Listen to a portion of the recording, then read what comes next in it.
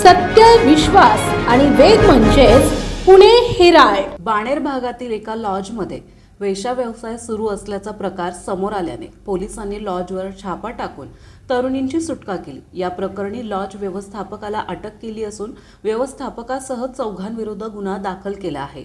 प्रकाश ज्ञानेश्वर गायकवाड, वय वर्ष 24, सध्या राहणार फलक इन लॉज, लक्ष्मणनगर, बाणेर असे अटक केलेल्यांचे नाव आहे. या प्रकरणी बाळू सुभाष चौधरी, अजित सिंग जितेंद्र पाल, गाढोके, दलाल रोशन यांच्याविरुद्ध गुन्हा दाखल करण्यात आला. याबाबत पोलीस शिपाई रोहित पात्रूट यांनी बाणेर पोलीस ठाण्यात फिर्याद दिली आहे. त्यांनी दिलेल्या फिर्यादीनुसार अनैतिक मानवी वाहतूक प्रतिबंधक कायद्यान्वये गुन्हा दाखल आहे. पोलिसांनी दिलेल्या माहितीनुसार बाणेरमधील लक्ष्मणनगर भागातील एका लॉजमध्ये वेश्या व्यवसाय सुरू असल्याची माहिती पोलिसांना मिळाली.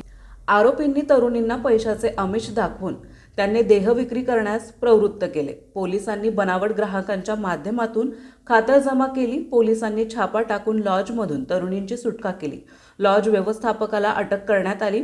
वरिष्ठ पोलीस निरीक्षक चंद्रशेखर सावंत, गुन्हे शाखेच्या पोलीस निरीक्षक अलका सगर, सहाय्यक निरीक्षक लामखेडे, केंकान आणि पथकाने ही कारवाई केली आहे.